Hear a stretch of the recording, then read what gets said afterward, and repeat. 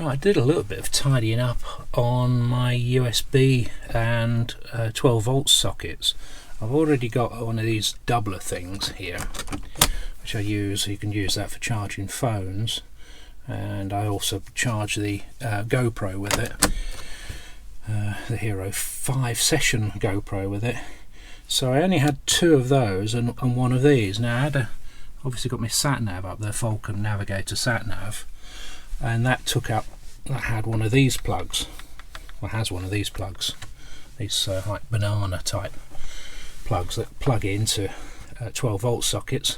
So what I got is well, I've had it for ages, is one of these doubler things. I don't know if you can see it here. Pull that out.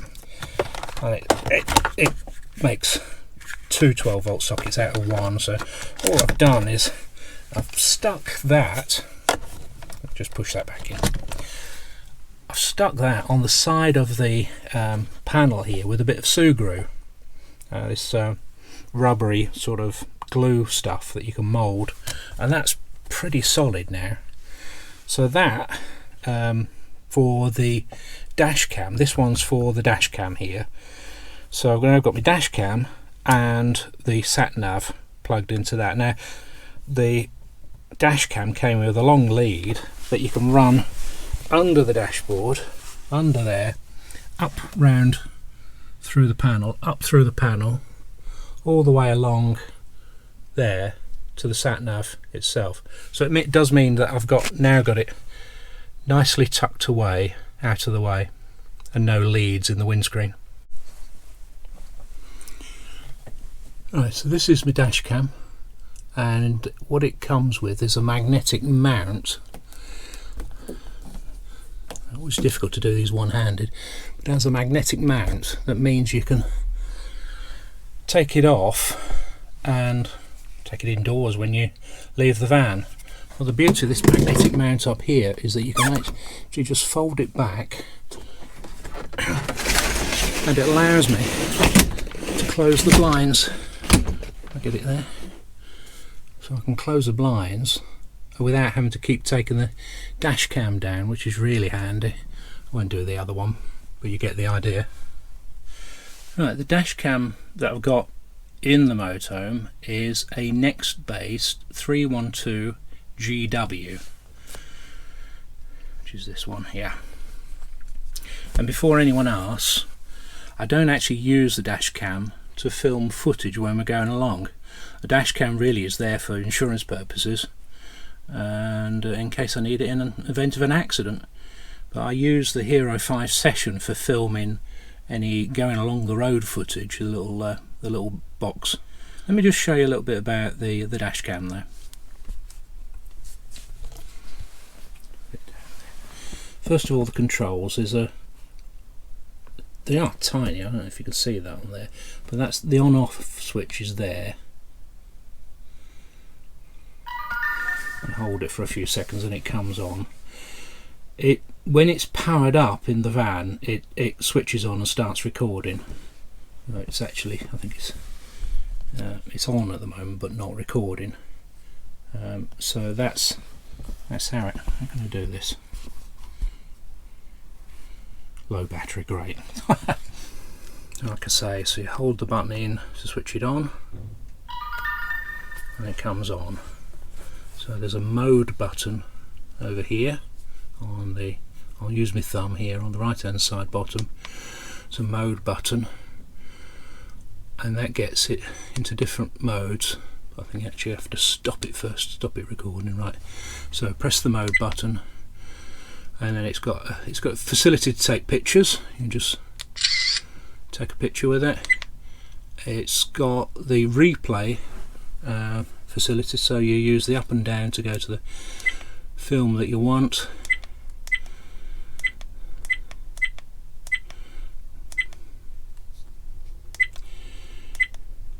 Let's have a look.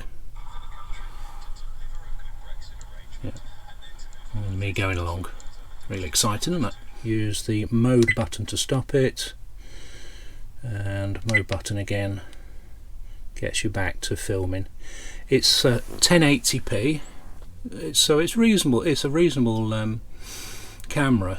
as such, but I do find it's a bit blurry for images.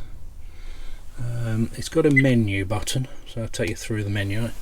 How much of this you can see I don't know, but you've got top of the menu resolution, so that allows you to choose 1080, 720 and 720 with 60 frames a second. Go OK to that. Use the red button, the OK button, to get through everything, and then the up and down on the left hand side to get to the menu. Exposure, you can compensate for the exposure. I'm not sure why you'd mess about with that. Audio recording, you can choose. Obviously I'd want audio recording on. You can choose to switch it off. You have your number plate set in there, so that records on the film, so you can take that off, you can blank it out if you want. You just go through that and the menu gets you back. How long do you want the videos clips to be? I think by default it stores them as 2 minutes. I prefer them as 5 minutes, just seems more logical. Parking mode's an interesting one. That activates the camera if someone bumps into you. So I suppose that's after the event though, isn't it really? But I don't know. I don't use it. Rotate the display if you need to put it upside down for some reason. A time and date stamp, and that puts the time and date on the video when you're going along. Speed stamp, that if you speed a lot, I guess you might want to turn that off. GPS location, it's actually got built-in GPS, so that will give you a latitude, longitude type stamp on there. That's the manufacturer's logo. I've switched that off. And the G sensor, that decides what sort of impact you get. If it feels an impact and it locks the video, it puts a lock on the video so you can't accidentally delete it. So for insurance purposes, then obviously you've got some locked video. The trouble with the G sensor, I find, is that it comes on and off fairly often, and that might be something to do with the motorhome suspension. You get hit a pothole or something like that, and it creates videos that are locked. So every so often I have to reformat it. And if you press the menu button again, there's a second menu. This one's got Wi-Fi. It allows you to hook this up to Wi-Fi so you can view via a computer the footage that you recorded. Don't use it. I just take the memory card out, the SD card out, and every so often it tells you to format the SD card to clear it off. That's for setting the time and date. I'm probably going to have to press the menu button again. There we are. Time zones, I think that's fairly obvious, we're in GMT. Language, whether you want miles per hour or kilometers per hour. Screensaver, I've got the screen going off after 2 minutes. It can be quite distracting when you're driving at night with this screen on, so I switch it off after 2 minutes. You just want to be able to check that it's pointing in the right direction, really. Device sounds, that's the bipping you hear. Auto power off, I've got it powering off after 10 seconds. That saves its battery. System info just tells you what Wi-Fi and the password and everything. Probably shouldn't show you that really, should I? And the other one just sets you back to default settings, so I won't do that. So that's back to it. So that's it. That's the, and it's recommended by Which, this one, funnily enough. It has been around for a while as well. I just picked up the smaller version of it for the car. I think it's a 212, and that same as this but without Wi-Fi, and it was on offer at Halfords for £69 plus a 20% discount. So I thought it was quite good.